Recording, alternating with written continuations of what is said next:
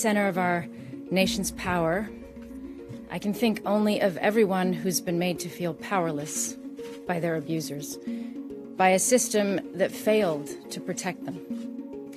Parents whose children have been murdered by an abusive partner, women who suffered domestic violence yet are not believed, children who've suffered life-altering trauma and post-traumatic stress at the hands of people closest to them. Anyone who's been in those situations will tell you just how far they feel from the power concentrated here in this building. The power to pass laws that might have prevented their pain in the first place. The reason that many people struggle to leave abusive situations is that they've been made to feel worthless. When there is silence from a Congress too busy to renew the Violence Against Women Act for a decade, it reinforces that sense of worthlessness. You think, I guess my abuser's right. I guess I'm not worth very much. That's why passing this law is one of the most important votes you as senators will cast this year. The ugly truth is that violence in homes is normalized in our country.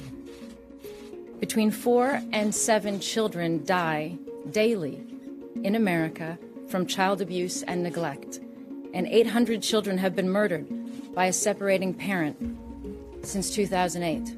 As survivors of abuse know all too well, victims of our failed systems are not allowed to be angry. You're supposed to be calm and patient and ask nicely.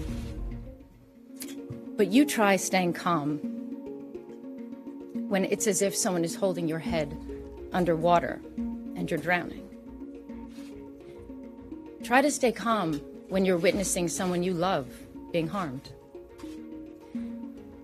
Try to stay calm if after you were strangled and you find the courage to come forward, you discover that your chances of proving the abuse are now gone because no one took into account the different ways bruising presents on black and brown skin, and they failed to check properly for signs of injury.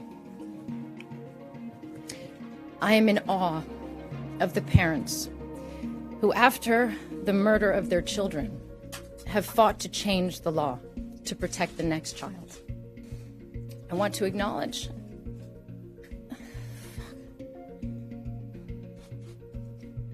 most of all, I want to acknowledge the children who are terrified and suffering at this moment, and the many people for whom this legislation comes too late.